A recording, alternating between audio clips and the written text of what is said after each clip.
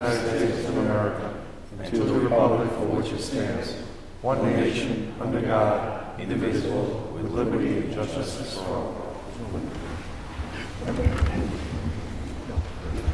There's no agenda. Are there any general announcements? You have one, Councilor Schmidt? No.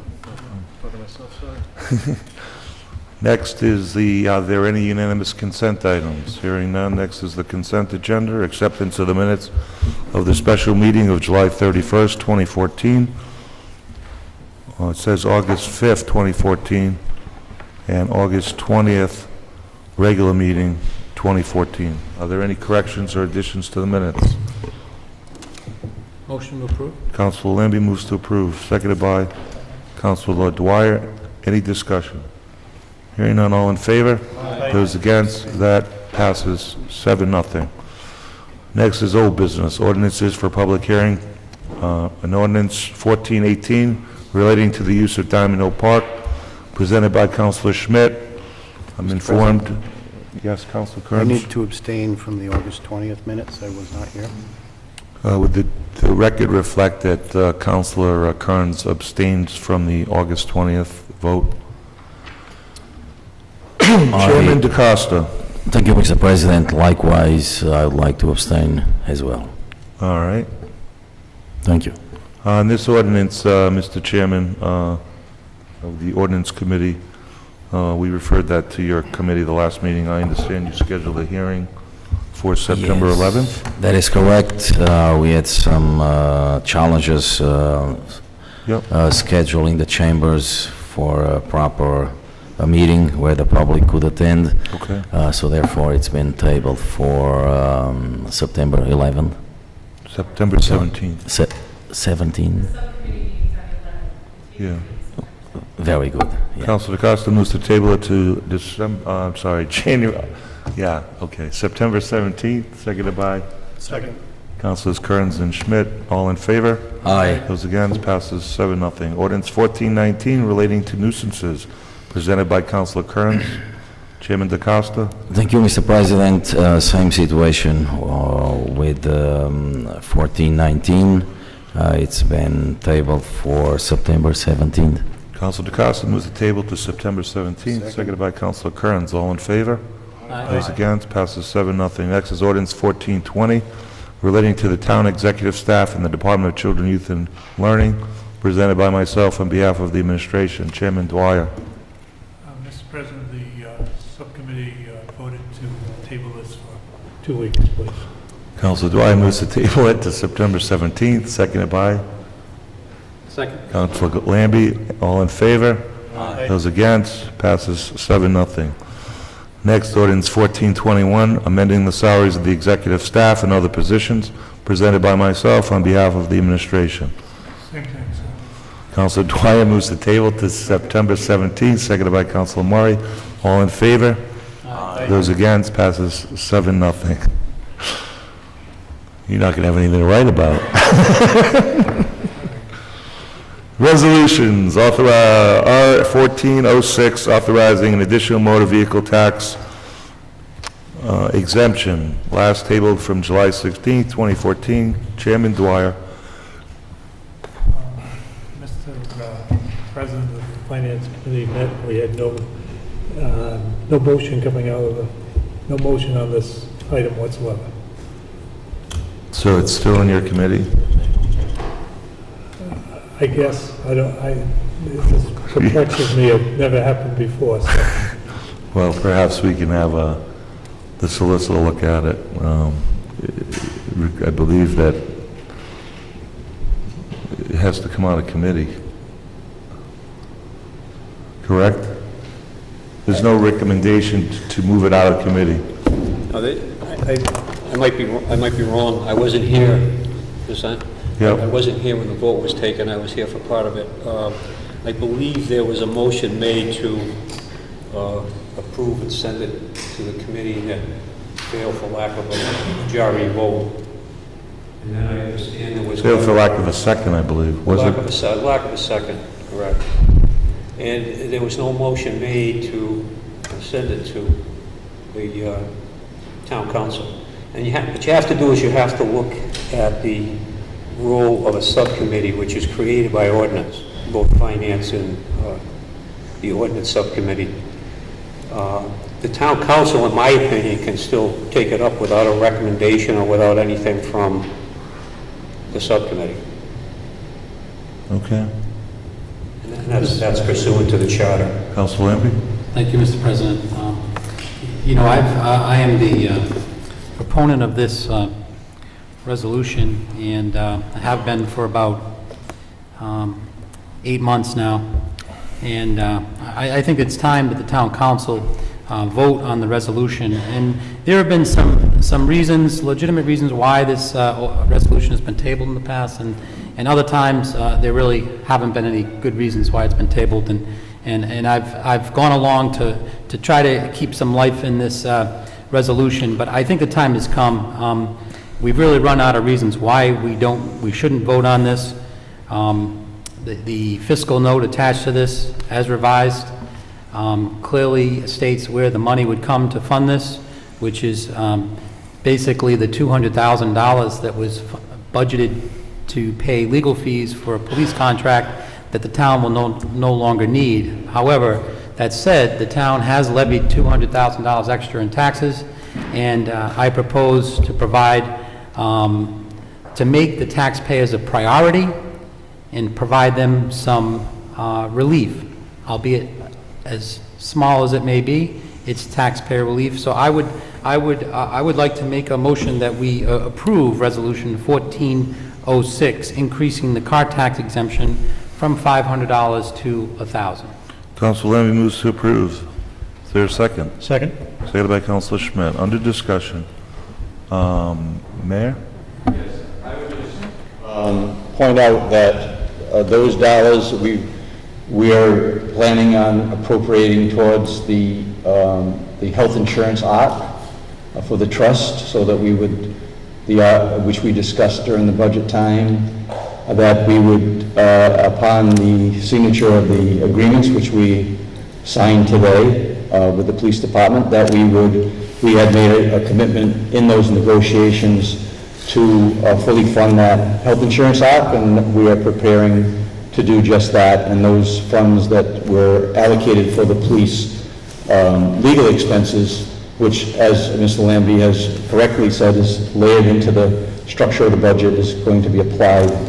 At least we're going to make the recommendation that those are going to be applied so that we fully fund the health insurance arc, and that budget will be presented to the council, which Brian has been working on probably sometime at the in the next meeting or the first meeting of October.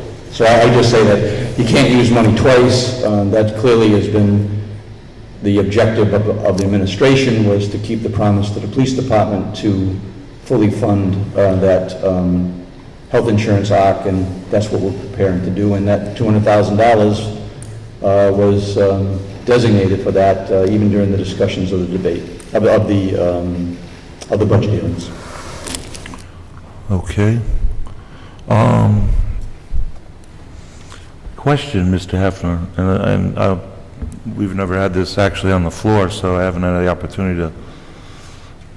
Section 407E of the town charter says, the town council shall have the power to, and E is enact ordinances providing for levying taxes and other revenue and appropriate money for expenditures. Is this resolution in proper form? Should it be an ordinance, or should it be is it okay if it's a resolution? You know? This is a resolution. An ordinance relates to the levying of taxes. This only happens once a year. This isn't what we're here for today. Okay. Okay?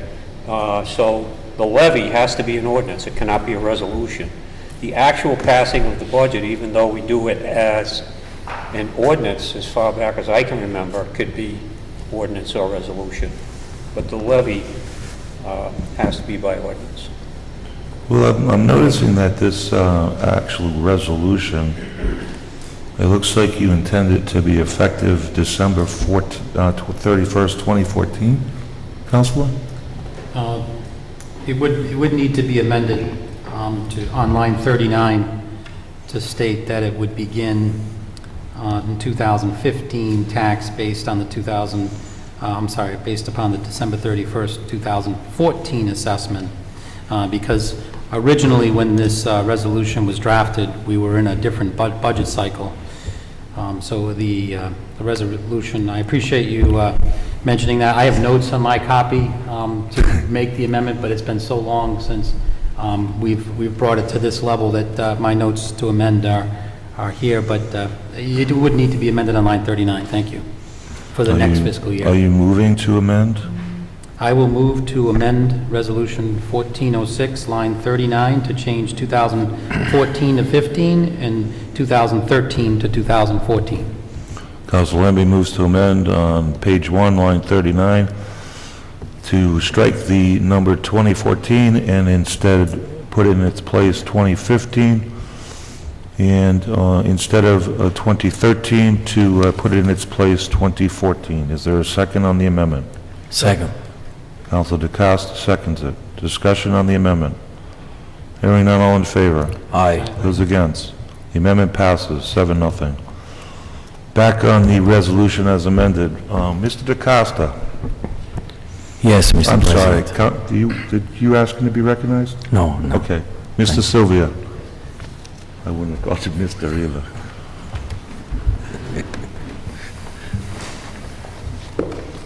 Okay, so now we know that he intends this to be the next budget cycle.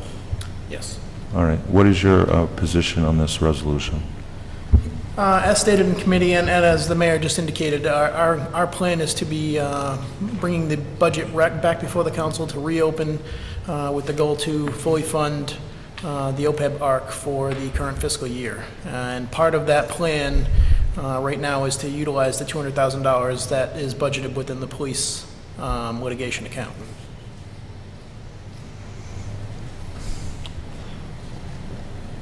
Well, the $200,000 is in the current budget, correct? Correct. So it's not even going to be in the next budget? It's Not anywhere near that amount? we talked about this. I mean, in terms of where it is now, it's budgeted as legal fees now, Correct. okay? We're kind of put in a quandary between your position on funding the ARC and your position on granting this tax relief. Are you comfortable that that amount is correct in terms of what kind of revenue you're going to lose here? We talked about this in committee as well. What was provided by, the information that was provided by the tax assessor was a range, because this is obviously for assessed values for next year. And it was provided as a range of $150,000 to $190,000. Councilman Lambie used the average of $770,000, and then used a collection rate of about 43%, I believe. Was it 43? Thereabouts, yeah. Okay. To get his number of $73,000. I much? did mention How much? $73,000 in the current year, current budget. Oh. I had mentioned in committee that I'd like to, similar to when we purchase items and it's a not to exceed amount, I think we should go to the full amount. The assessor used an amount not to exceed $190,000, so I thought it should be the $190,000. And what's in the budget for the levy next year is a 44.47 rate. So that equates to about an $85,000 cost, rather than the 73. Not a substantial change, but that would be a more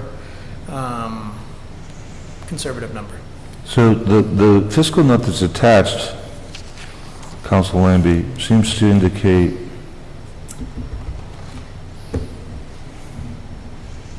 the current fiscal year ending June 30th, 2015.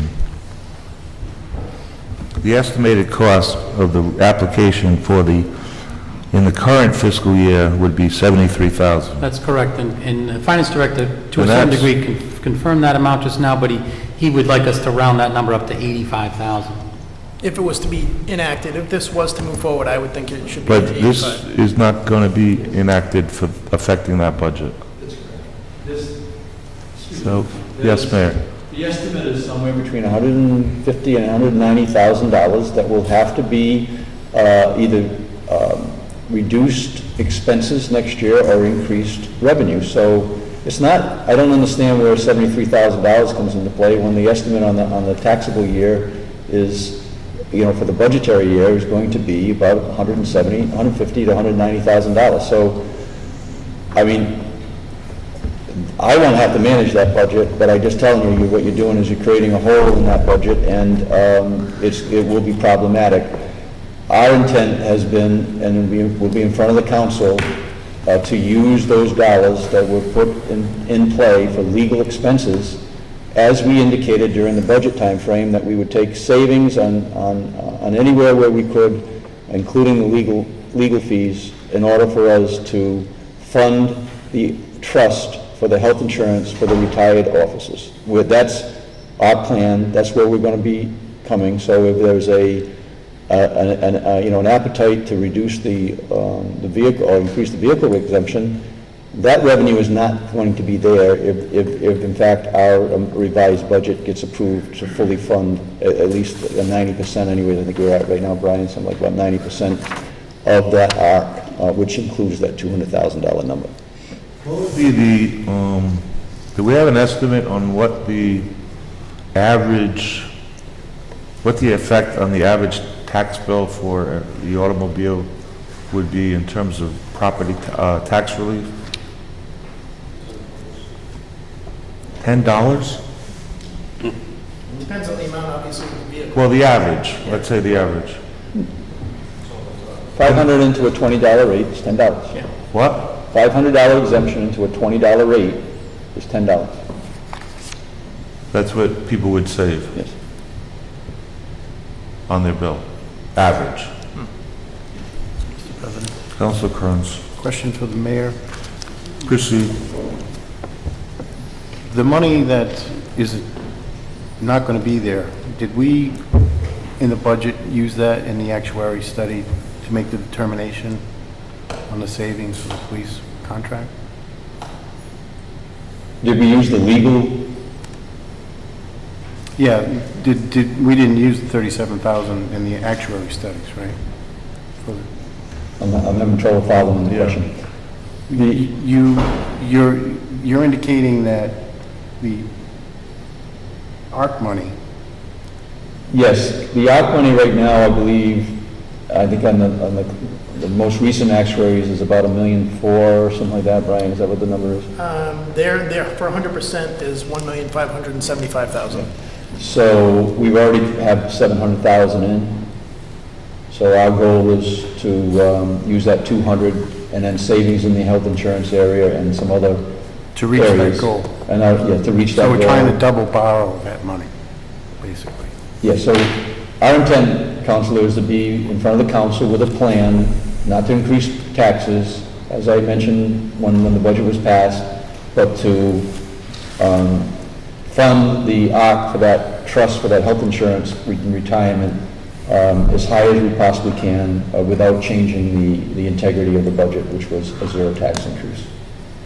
And that $200,000 is a big piece of that, and that's what we indicated during the budget cycle, and you can't use money twice. So the council can determine whether it wants to fully fund come to close to fully funding the ARC as we promised in the negotiations with our police officers, or whether we ignore that. But $200,000 is full, almost 30% of the number that we were counting on to complete that task. Councilor Murray? I'm sorry. Thank you.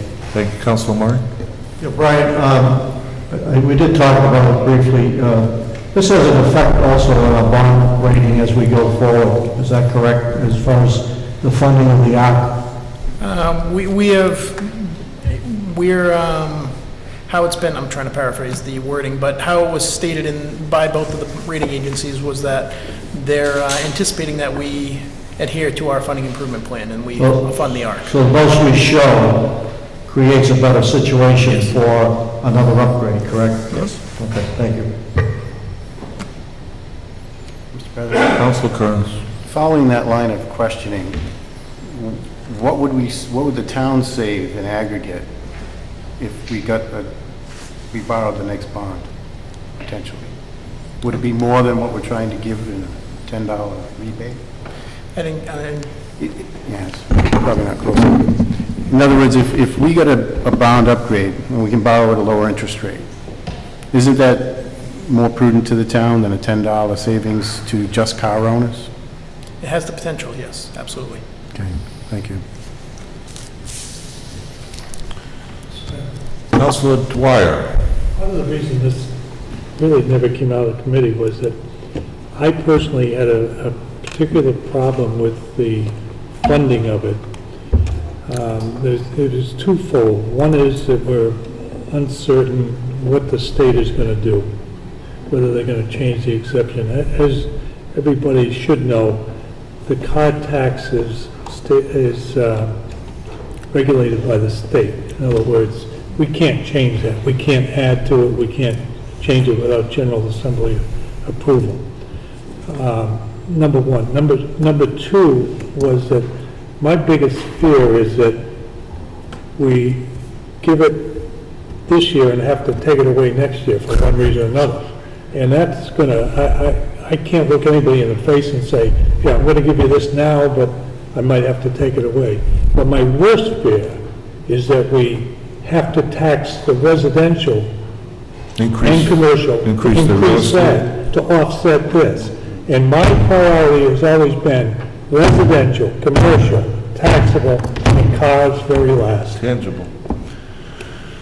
So that's why it didn't come out of committee, to be honest with you. You just, Do we, Council Emby, do we really want to tie the hands of the next council and the administration?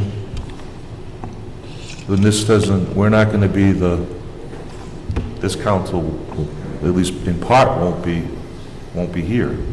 Well, it's a good question, but it's a question that we wrestle with in probably just about every resolution that we approve, including increasing and adding salaries. We're committing personnel on the next administration. We just tabled the resolution. It's in everything that we do. Service contracts, buying equipment, buying service contracts. What we're really saying here is we're sending a message to the taxpayers that we want to finally make them a top priority instead of putting them at the back end. And I think for the relative cost in the current fiscal year, which is what the fiscal note tries to do, it tries to tell us how much is it going to cost us in the current fiscal year that we're operating in, where's the money going to come from? We have, because of the good work that was done, because of the police officers coming back to the table and agreeing to an agreement, thanks to their work, we're able to reward the taxpayers a bit. Now, what we have now is the administration saying, well, we don't want the taxpayers to be put first, we'll put them after the rest of the budget, including whether it be ARCs and OPEBs or any other type of expenditure that we want to decide we want to use the $200,000 for. Now, I lobbied with several other councilors during the entire budget season not to spend $651,000 of the town side of the budget so that we'd have money to fully fund the OPEB. And I lost those votes. And now I have an administration telling me that it's a top priority. We're changing our tune when we have a resolution here that should be funded for about $80,000, $73,000 with an expense that, to the town's benefit, has been reduced by $200,000. It's time to put the taxpayers first.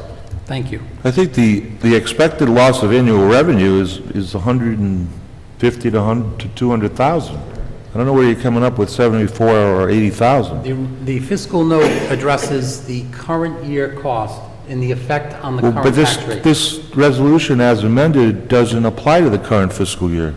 It does, because the tax bills go out in May, and So a we portion of project... it? Mr. President, yes, ma'am. Can I just quickly respond? The taxpayers are always on the top priority. They have been ever since I've been mayor, so I take exception to that comment. The other thing is that we've dismissed a number of the fiscal notes because of duplication of funding. All I'm saying here right now is that we discussed this in public, that when the contract was signed, we made a commitment to the police department and the retired police officers to fund the trust.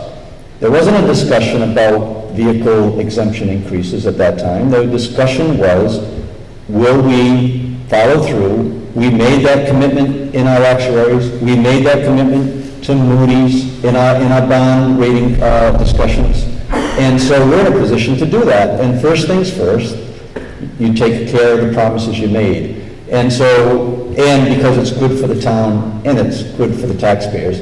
So until there's a fiscal note that actually is an honest one, and it doesn't use money twice, it's like it's like drawing a $100 check on an account that has $100 in it, and then putting another check out for $100 and then say, oh my God, we just bounced the check. You can't use money twice. So my position as the administration is to follow through on funding the ARC. It has always been. Brian has been laboring on that quite a bit over the last 6 to 8 weeks, and we're prepared to bring that to the council. If you use this money, and trust me, this is not a 73,000. What are we going to send out rebates to the people who are paid for their vehicle taxes this year? We're going to send out checks to rebate to rebate on the revenue.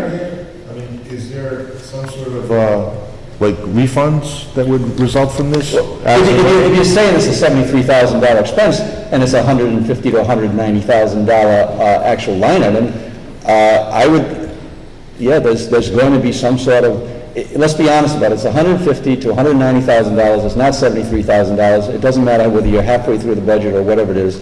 That's the impact it's going to have on the next fiscal year, and you're going to have a hole to fill.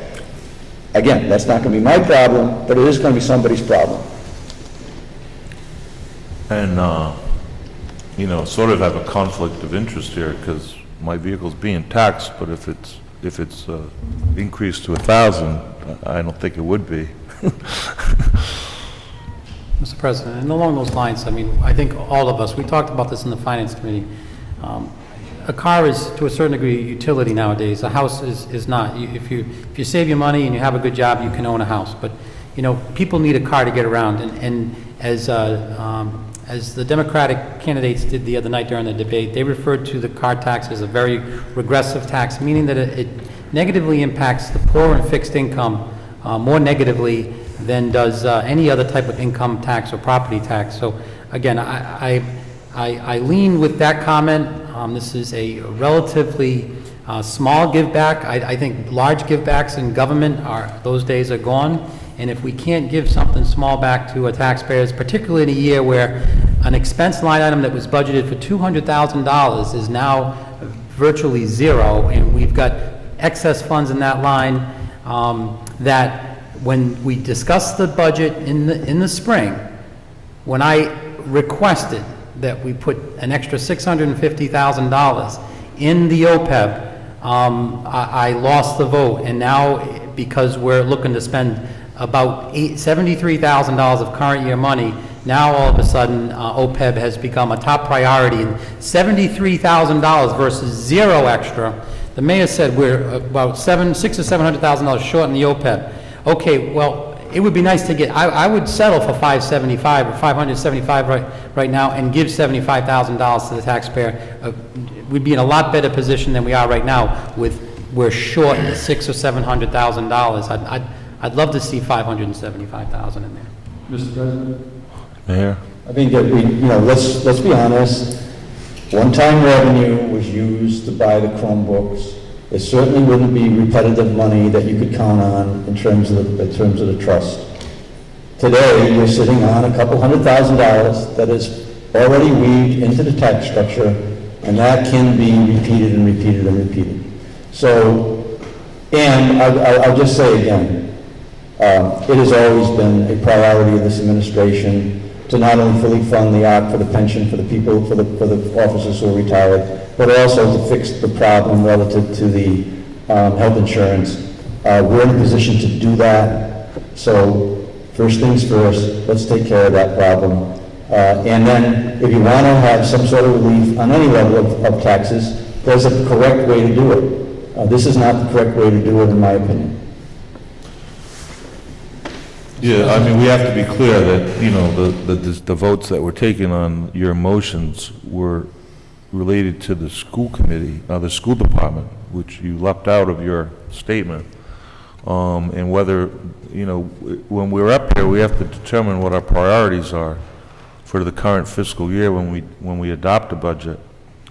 Council Lambie? Yeah, I certainly understand the priorities. In fact, I've fought hard to make sure that we fully funded our ARCs, and including the OPEB ARC. And, you know, there's a reason why the town of Cumberland was on a short list of towns who needed to put a remediation plan to the Treasurer's Office and the Budget Commission, because we have one of the worst funded pensions in the state in several years recently of not funding our pension plan, and certainly being neglectful of the OPEB. So for us to be talking about making it's always been a top priority, I take exception to that. That's why we are where we are today. That's not an accurate statement at all. It sure is. We're in very good shape today, Counselor, and we have solved the problem. It took 3 years to do it, but it's solved. So you can sit there and talk about the history and the back history, but in fact, if we followed what you wanted to do 4 years ago, we would have overtaxed the people in this town by as much as $2.5 million for 4 years straight, because you wanted to put $4 million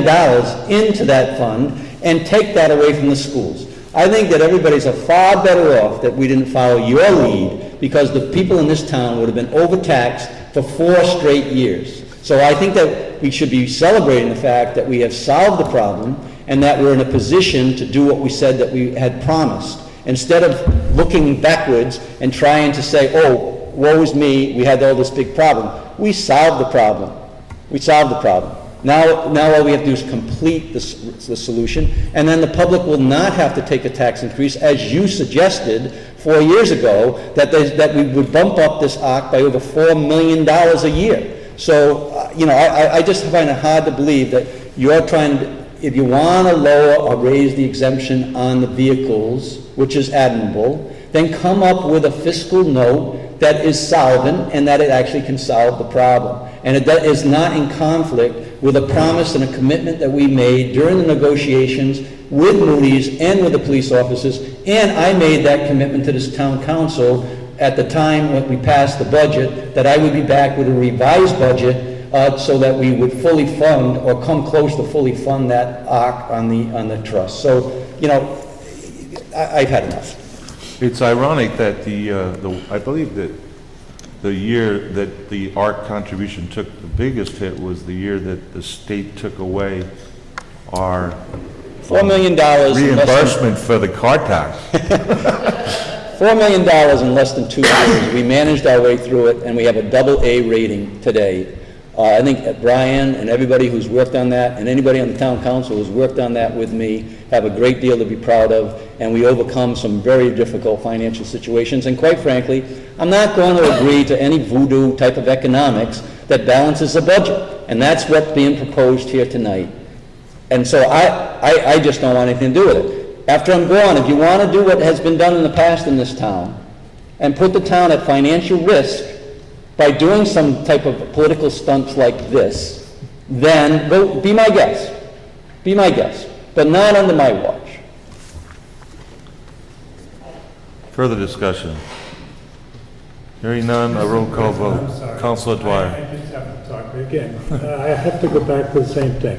If we're going to give any tax relief, I want to go with the property tax first. This shouldn't be a priority. Again, Council and I have had extended conversations on this. He looks at it as people don't need houses to live in. Well, I'm just the opposite, all right? The taxpayers, as I feel, the brunt of the taxpayers in this town are the residential property owners. They're the ones that have been paying footing the bill for the last number of years. I'm not going to go and give somebody that has a car an extra $20 and then end up possibly taxing a homeowner that same $20. From that moment on, that would be known as the ARC landing tax. And I'm not going to have any part of that whatsoever.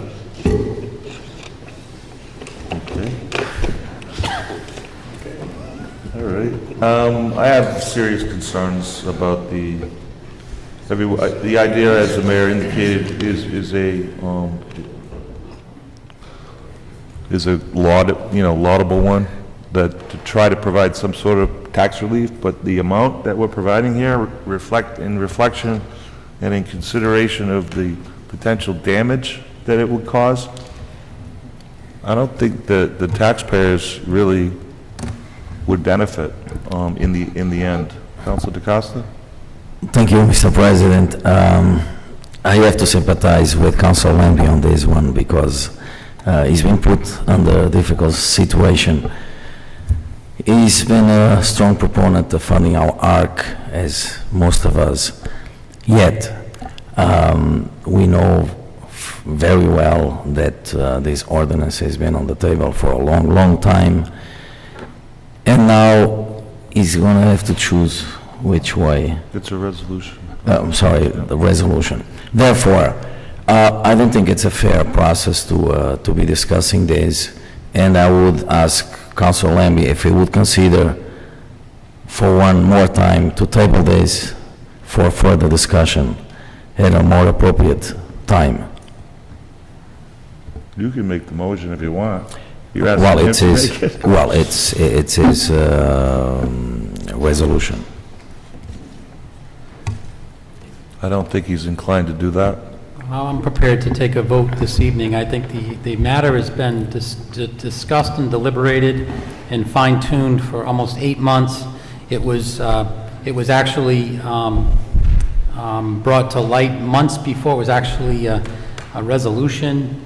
This has been kicking around for a while. It's been something that Councilor Murray platformed on when he ran for town council, something he wanted to do and something that I also wanted to do. And so, I think it's time to take a vote on it. I don't know that I remember that, but Councilor Murray? Yeah, I have to react to that. I did hear that in the Finance Committee, and I did have that in my platform 2 years ago. However, there's a lot of circumstances, and I brought it up at the Finance Committee, that there's also a move at the state of doing something with the overall tax of vehicles. Bear in mind that you're also giving $10 or so for each car.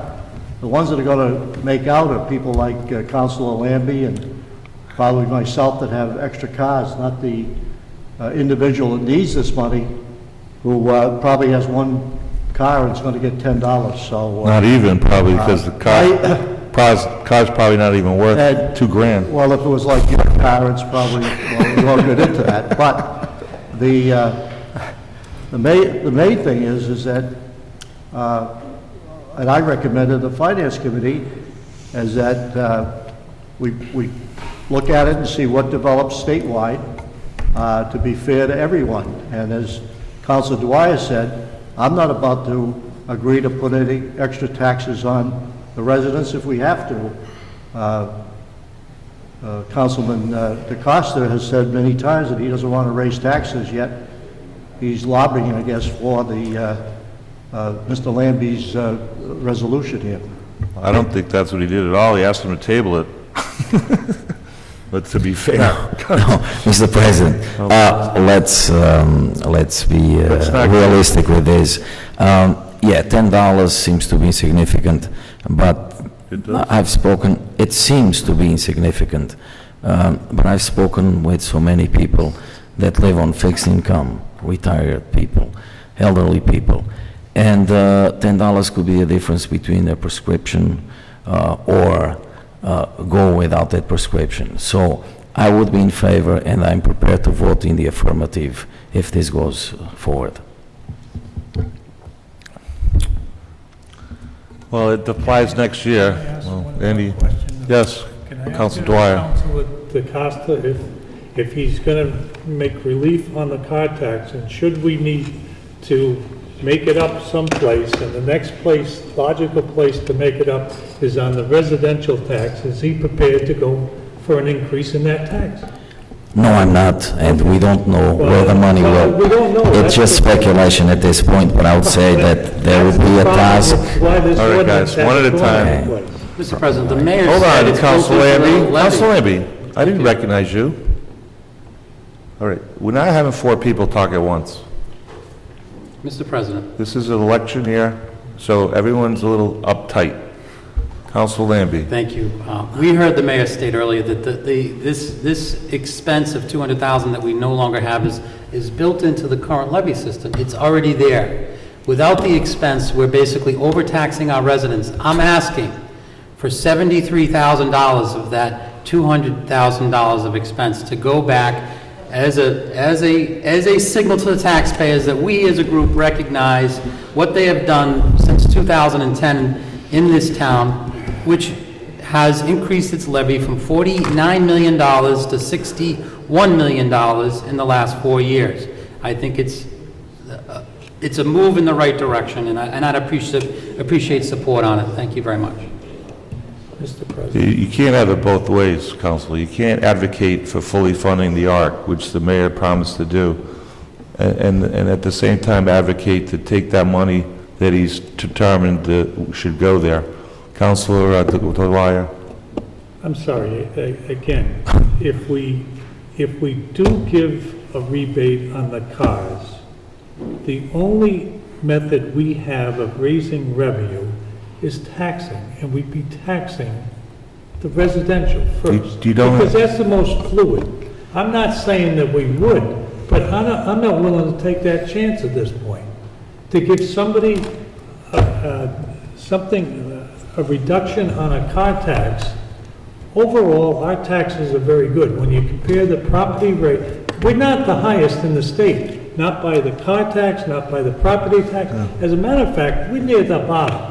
What is it, $19 or $17 per thousand? $19 can never be changed, that's the problem. 17. 1987, it can't be changed. We can't increase it, so that the people that have more valuable cars would end up paying more than the people that don't, which are supposedly the people you're trying to help.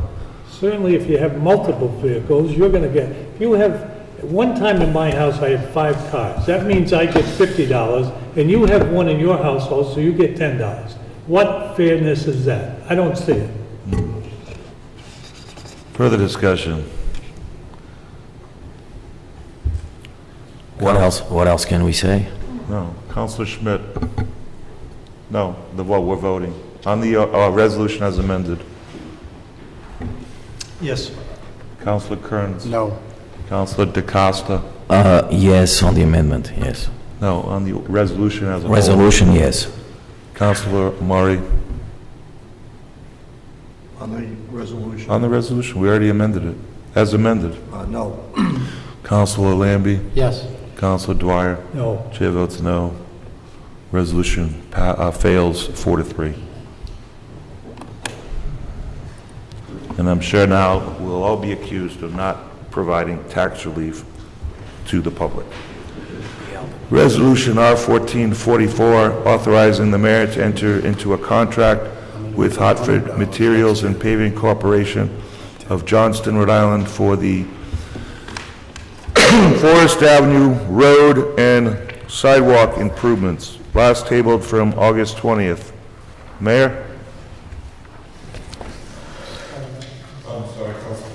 I think you referred, I'm sure you referred this into the finance subcommittee, but out of neglect, we left this on. Did I don't remember. I'll refer it to the Finance Committee. And Council Dwyer moves to table it to September 17th. Is there a second? Second. Seconded by Council Kearns. All in favor? Aye. Those against? Passes 7-0. New business. Resolution 1445, authorizing the mayor, McKee, to purchase one 2015 Chevrolet pickup truck with a plow in an amount, it should say not to exceed $35,394. I'd like a motion to amend the agenda to reflect that. So moved.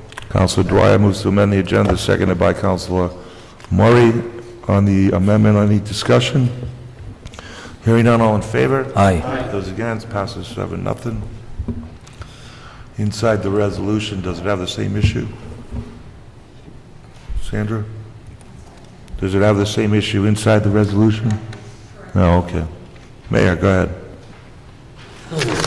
Well, I mean, Mr. Stoich's not here. yeah, this is a replacement for the sewer director. Oh.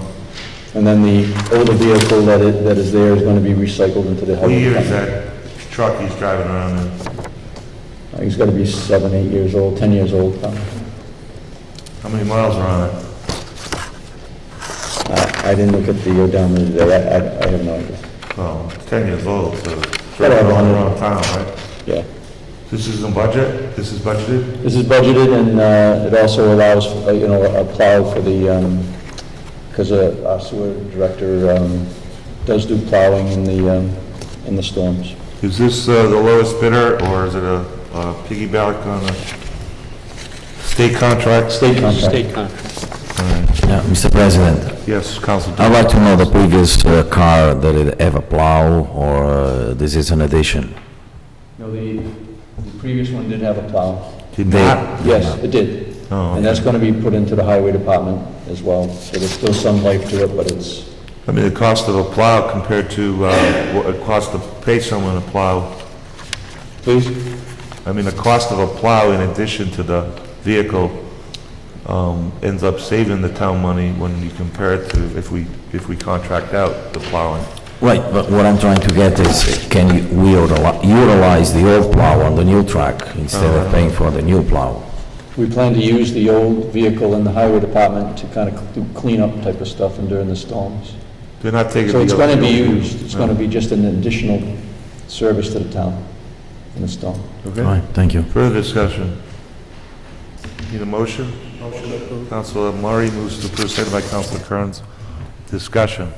Hearing none, all in favor? Aye. Those against, passes 7-0. Resolution 1446, authorizing Mayor McKee to enter into a contract with the Hartford Materials and Paving Corporation of Johnston for the Blackstone River Theater parking lot improvements. Mr. President, ask that it be tabled for one meeting, please, and be meeting with the... Councilor Dwyer? Take that one. Moves to table it to September 17th, seconded by Councilor Murray. All in favor? Aye. Those against? Passes 7-0. A resolution authorizing the filing of petition for writ of certiorari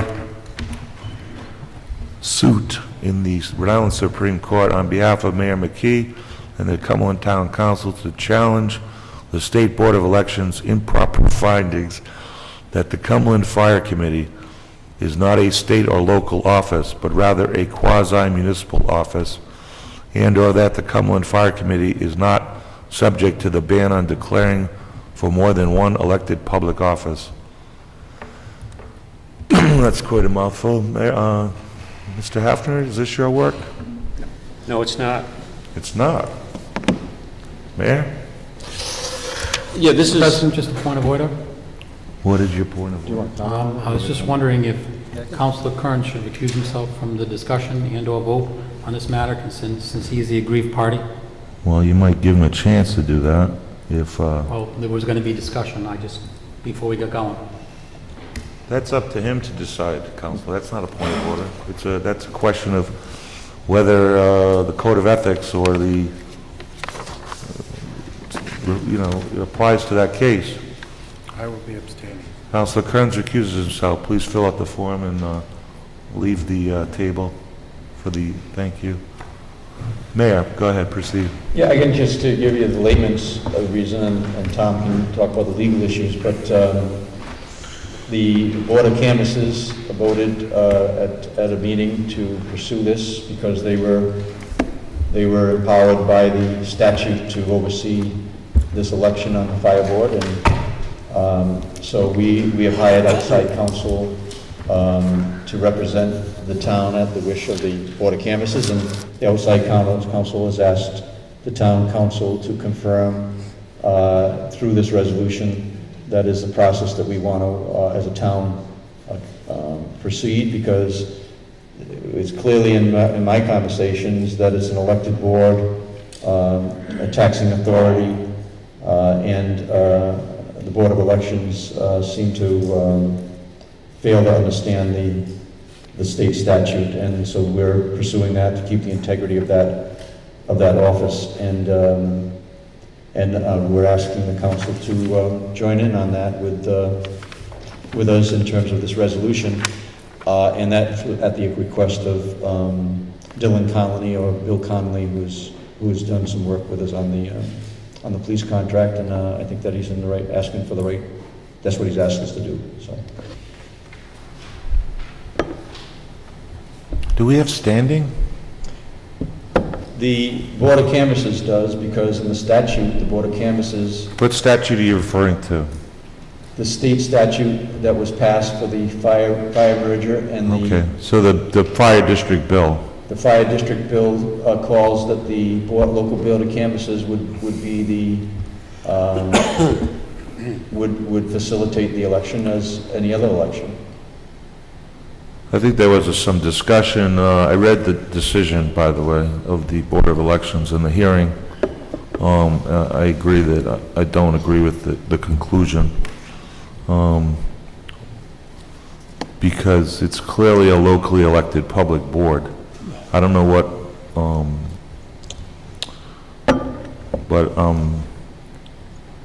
isn't Councilor Kearns already have a petition, a writ filed, if you know?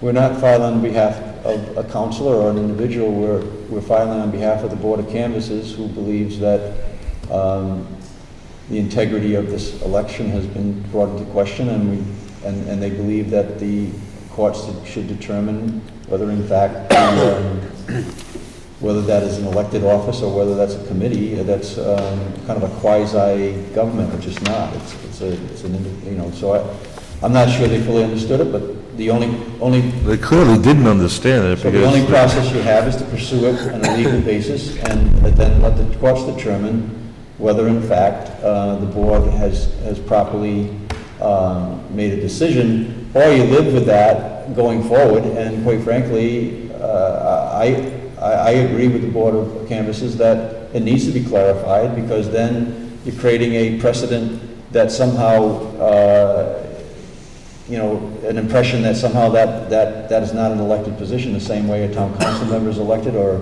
school committee is elected, when in fact the statute describes it that way. So we can sit back and say, oh, let that sit where it is, and then have that whole process be, you know, tainted in a way, or we can go to the courts, as the Board of Canvassers has asked, and let them to make that determination.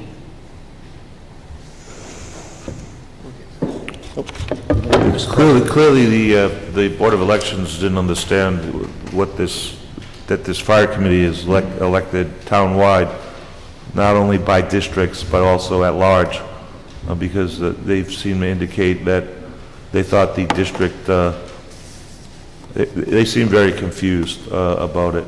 Yes, Mr. Mr. President, I was not aware that this hearing was taking place. I may have been out of state for a couple of days, but I've also read the transcript of this twice. It's a horrendous decision. It was generated by the person who appeared to be the new chairman, who was just appointed, who happened to be a former district court judge. So knowing how Rhode Island works, they must have thought that this guy was a judge, and therefore whatever he thinks is the law. Unfortunately, what former Judge Erickson used as his rationale is when he was an attorney and represented the sewer district or the fire district or whatever years ago in Portsmouth or Middletown or somewhere down on Aquidneck Island, which I know, we all know, is the way the fire districts are originally. Yeah, this is the only fire district that doesn't have an annual meeting. And clearly there's an exemption in the section of the general laws cited in the resolution for annual meetings. That's correct. Elections, but which allowed in the past fire commissioners to be members of a council or school committee simultaneously, as was Councilor Bradley. But to me, it's not allowed. The question, how much money are we talking about, Mayor, here? I don't believe it's that much. It's a very simple issue. Just another thing for the council to realize here. You don't have a right to appeal certain things. If you have a law that's written, or you have a chapter, or you have whatever it is, there will always be a section that says anyone who is offended or whatever takes exception to this decision may appeal to the Rhode Island Supreme Court, Superior Court. If a chapter or a section is silent as to review, it has to go to the Supreme Court by petition for a certiorari. So you don't just get to file a piece of paper with a filing fee and then do your briefs later. You have to do the whole thing up front. Supreme Court is very selective of petitions that are filed. They don't have to hear it. If they see something that is totally off the wall, inaccurate, or a violation of the law, they will take it on. I see this as one of them. This is not the mayor's decision to do it. This is not my decision. It's the Board of Canvassers that was thought that it was wrong when this decision was what it was. So that's what the council's got to look at. If you don't want to correct something that, in my opinion, is wrong, then don't do this. If you want to correct something and back up your Board of Canvassers, then authorize this. It's very simple. Thank you, Mr. Hefner. Councilor Martin? Well, we had discussions down at the State House on this exact bill. I was one down there to testify, and the committee asked, because this was always an elected board. And that's how it was presented, that's how it was written. And with the two at large and the five, and I believe strongly that that's what the taxpayers, because I've had a lot of discussions with different taxpayers as we go around on the campaign trail, because they're looking forward to having a board such as this with strength to set up and run this new fire district. Thank you. I believe that this was the governance model, was an elected board, was it not, Councilor Schmidt? That was originally presented or put forth. Was it an elected body or appointed body? Of the new Board of Commissioners? Yeah, No, that would have been elected. yeah, okay.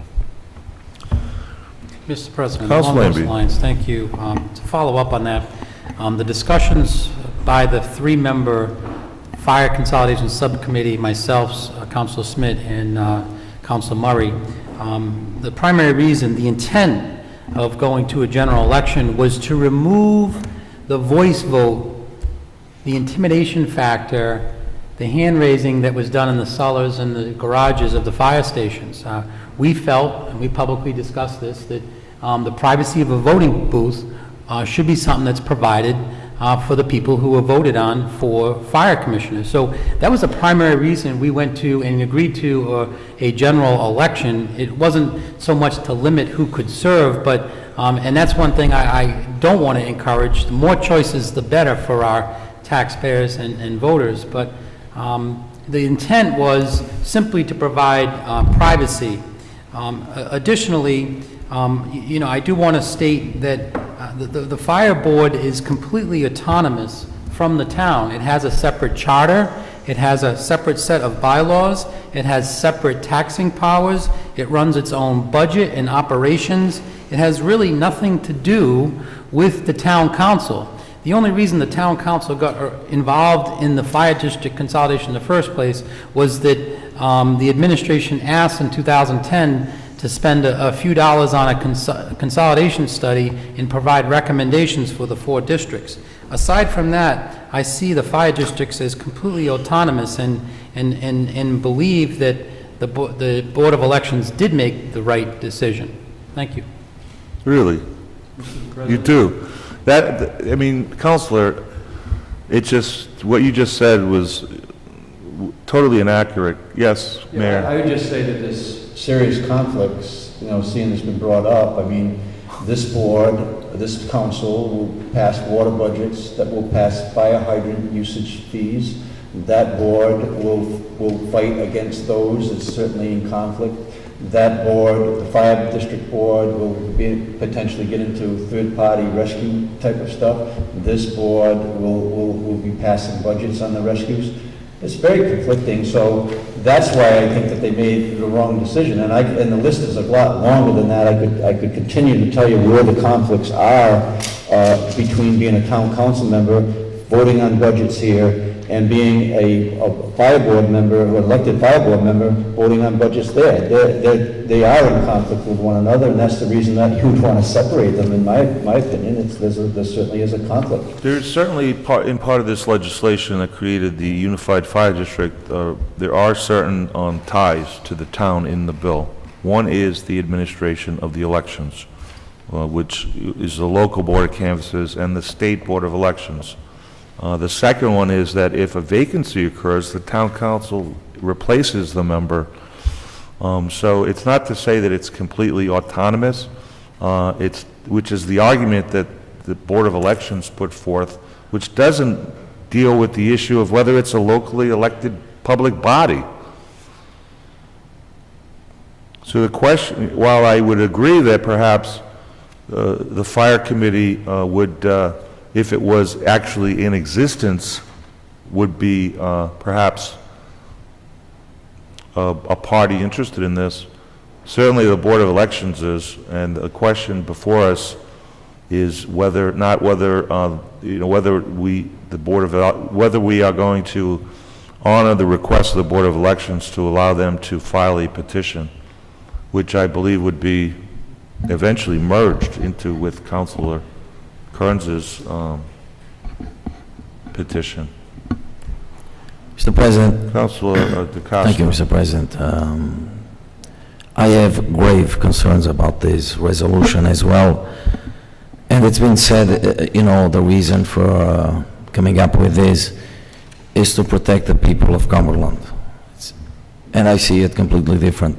Aren't we, in a way, taking the ability of the people to choose who they feel they should be voting for? That's my question. Additionally, I would like the solicitor to give me a ballpark figure. How much will this cost the town? We don't know exactly, but how much? Do we have an estimate of the fees? What I would charge at what you pay me, or what an attorney would charge to do this, I don't know. I haven't talked to anyone on this. Will it be hundreds or thousands? Oh, no. It's going to be several thousand dollars. Several thousand. It won't be in the 3 digits. Maybe 5, 10, 20? It depends. More than 5? It should be less than that. Less than I mean, 5? what's involved work-wise, Counselor, is the preparing of the petition, researching it, and, attending a court conference initially, and then if the court grants certiorari, they'd file briefs, I think. All right. So again, 3 points on this. Number one, where's the trigger? Why is there a need to come up with this resolution? Okay. Number 2, we have to pay for it. And number 3, who's the real benefactor of this step, the steps that we're taking here today? Is this benefiting at all the people of Cumberland at the end? Benefactor of this would be the people of the state of Rhode Island, because right now, the way the language of the election laws read, it specifically excludes a fire district, a water department, a sewer department that is elected at a special meeting of the people of the district. Annual meeting of the district. Yeah. What we have in this town of Cumberland is unique because we have a unified fire district that is elected on I assume, if I remember correctly, every 2 years on a schedule with the town council. So it has an effect for the state of Rhode Island, for any other community that wants to merge their fire district. In my opinion, this shouldn't cost more than $5,000. It is a relatively short brief. It's a simple issue. I think the board was clearly wrong, and I think you are avoiding certain conflicts down the way if you have a person who holds a position for the town of Cumberland and in the fire district. And so in my opinion, it is worth doing. And you can pass this, and you can set a limit of what the town council may want to spend if it so chooses to do this. Well, the mayor has discretion up to a certain amount, to hire professional service. That's correct. So, That money also is available to the solicitor's budget, since I went part-time, and there's money there. Not that you have to spend it, but if you feel this is an issue that should be looked into, then you should vote that way. If you don't, then don't. When we discussed E-Verify, Councilor DeCosta was quite adamant that the law is the law. And the question here before us is whether General Law 1714-2 applies to this fire district, That's correct. because it's a, quote, locally elected public body. Yeah. That's the question, and that would be what would be at stake, whether the correct law has been applied in this Board of Elections decision, and the court will determine if the Board of Canvassers is a interested party with standing. So I think it's worth Mr. pursuing. President. Yes, Councilor. Yes, further discussion on this, if I could. Yes, the law is the law, and as far as I understand, the ruling body, the Board of Elections, made its decision 7-0. That's not correct. There was not a full complement of board members present during that hearing. All right, fact, there so were I several stand missing. corrected. However, the decision was made by the ruling body that had all the power, and obviously, I'm assuming, knows the law better than I do. So are we saying that they don't, or are we just trying to, once again, take from the people of Cumberland their ability to pick and choose who they want to vote for? State law does that, Counselor. State law does that. The bill does that. It's a separate body. You can't run for 3 officers at the same time. Why not? Never heard of Because it's multitasking? against the law. It says it right in the If it's statute. against the law, why was it permitted? Because people make mistakes. All right, and I have another thing that's very important to me. Speaking of conflict, there's always conflict, and all we have to do is look very close to our town and our educational system. So it's not appropriate to bring this conflict situation to this discussion, because there's always a conflict here and there. What are you talking about? I know very well what I'm talking about. I don't- I still want to know the cost for this, He said because under 5,000. does that include the previous appeal that has been made already? What previous appeal? There were no lawyers present at that hearing on behalf of the town. It was Mr. Scullin only, and Mr. No, I Santos, understand Alfred there's Santos. there's been an appeal which is stayed to September 10th, after Election Day. So there's been already some, That was Councilor Kearns' petition, I believe. He filed the petition. who paid for it? He would have to ask, you would have to I don't ask know, him. just, is it part of this? We're not paying Councilor Kearns' legal bills.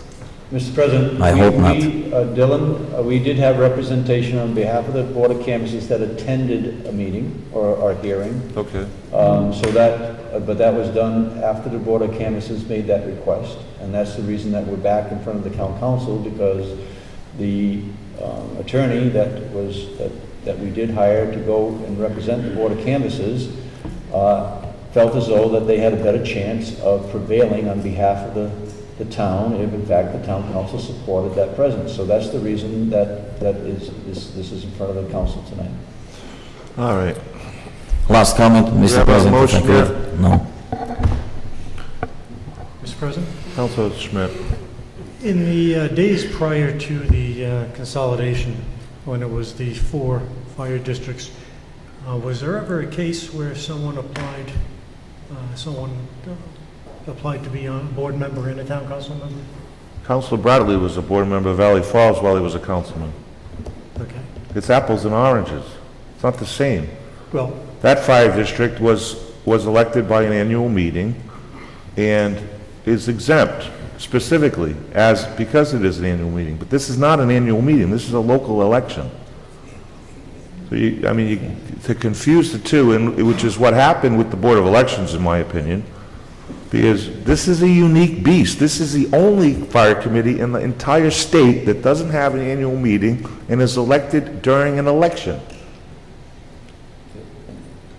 And Mr. President, and in that case, Councilor Bradley found that he was in conflict Yeah, a number of when the times. discussions were going on, and that's the point, that you're going to have conflict here. There's going to be a conflict of interest there. So, and at that point, Councilman Bradley actually recused himself until he resigned from the fire board because of the discussions that were in front of the city Yeah. council.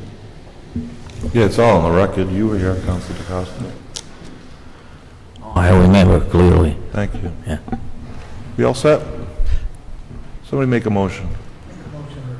Councilor Dwyer moves to approve, seconded by Councilor Murray. Further discussion?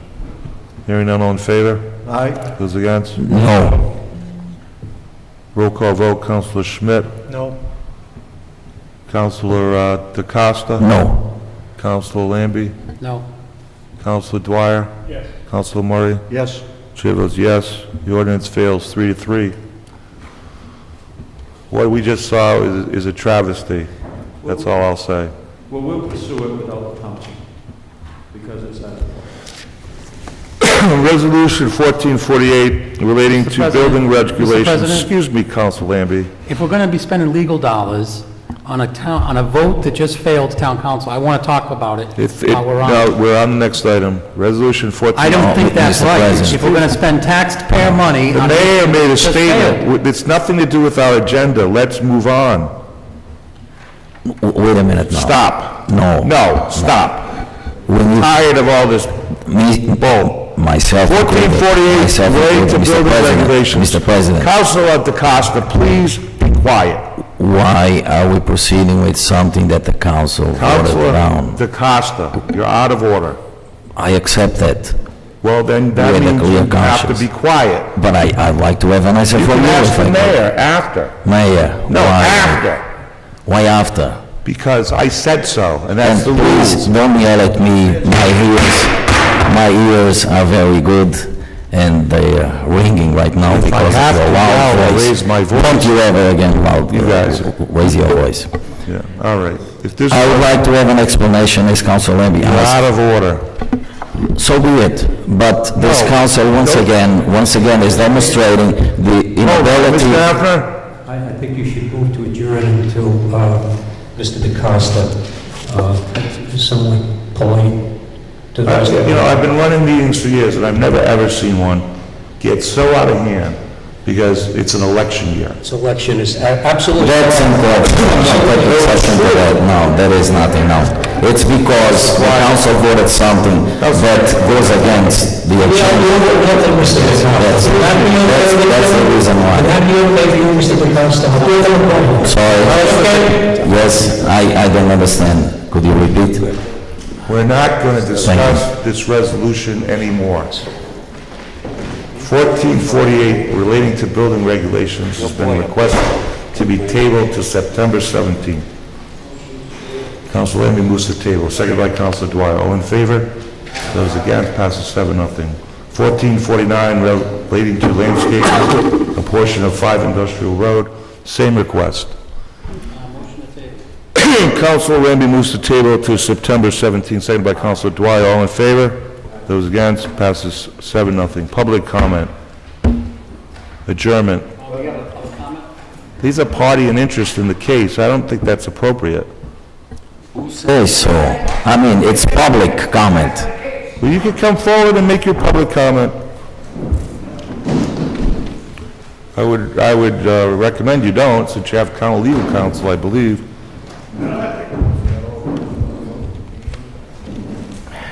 You know, seeing I was the one that was at the conference with Justice Flaherty. Snicker all you want, Mr. Hafner, you weren't there. Please direct your You had to comments. hire a legal counsel to show up for you. Please direct your comments to the council. The town's legal counsel was informed that he could not represent the Board of Canvassers there. By state statute, the Board of Canvassers cannot challenge the State Board of Elections. Thank you for your comment. And that was reaffirmed by Justice Flaherty of the Supreme Court. So what they're trying to do over here is just steal taxpayer money to try and circumvent the Board of Elections. And no, the board had a lot of other issues with that legislation. Constitutionality being number one. So it's not as, you know, they were wrong, Mr. President. You know, it was a long hearing, lasted an hour, a lot of discussion, you know, so unbeknownst to you, a lot of thought went into it. And they ruled that a fire district is a fire district. It's not part of the town. And section 17 does not apply. Thank you for your comment. Further public comment? So hopefully you're not going to waste that time. Adjournment. Motion. Counsel Lamy moves to adjourn. Seconded by Counsel DeCosta. All in favor? Aye. Those against? Passes 7-0. Meeting's adjourned. 8:51.